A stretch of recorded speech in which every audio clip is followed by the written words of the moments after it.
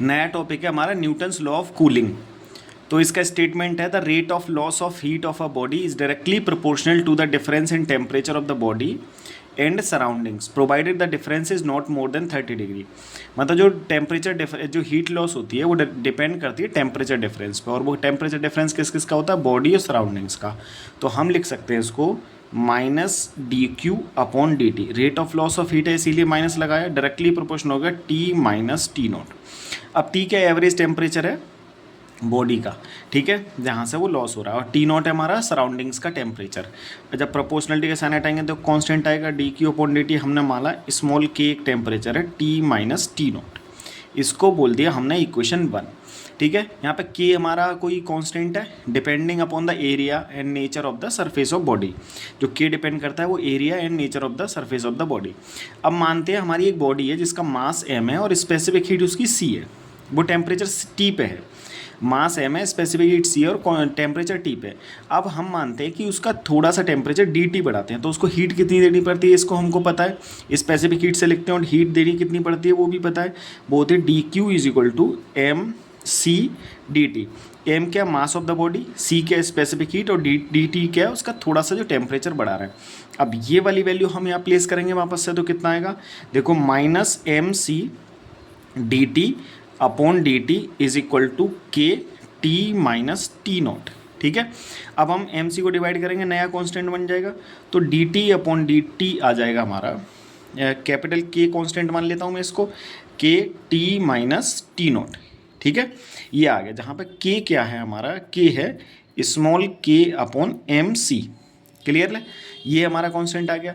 अब हम इसको आगे सॉल्व करेंगे। सॉल्व कैसे करेंगे देखो भाई, डी टी के नीचे इसको ले आएंगे और इधर चला जाएगा। तो इसको सॉल्व करने के लिए हम लगाते हैं D T upon T minus T not is equal to, ठीक है, के इंटू डी टी।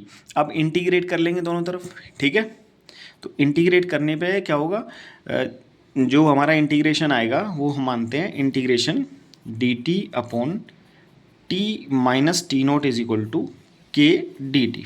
ठीक है, अब हमको पता है कि डी एक्स अपॉन एक्स का इंटीग्रेशन कितना होता है, लॉग एक्स। तो आप देखेंगे इसका अगर डिफरेंशिएशन करेंगे तो डी टी आएगा, डी टी का डिफरेंशिएशन ऊपर है, तो मैं इसको आगे ऐसे लिख लूँगा, अगर आपको दिख रहा होगा क्लियरली तो, log base E T minus T not is equal to minus K T plus C. मैं लाइन खींच लेता हूँ बीच में। ठीक है, क्लियर है भाई। अब देखो यहाँ पे सी को ये कांस्टेंट है, अब हम इसको लगाएंगे दोबारा तो कैसा आएगा देखो, T minus T not is equal to हो जाएगा E to the power minus K T, ये आ जाएगा, प्लस सी, एक कांस्टेंट हो गया हमारा भाई। ठीक है, और ये भी चला जाएगा ई की पावर सी में। ई की power minus K T plus सी है, तो सी को मैंने ई की पावर सी में लिख दिया। ठीक है, तो टी आ जाएगा हमारा T not plus e to the power minus K T into e to the power C. ठीक है, मैं इसको ऐसे लिख सकता हूँ, T is equal to T not plus A e to the power minus K T.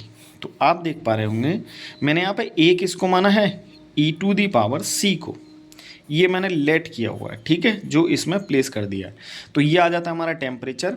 जब आप न्यूमेरिकल करेंगे तो फॉर न्यूमेरिकल आपने ध्यान रखना है, जब आप न्यूमेरिकल अटैम्प्ट करेंगे तो जो टी निकालेंगे वो है टी एवरेज, ये वाला टी, ये जो टी है, तो दोनों टेम्परेचर्स का सम करके आप निकाल लेंगे।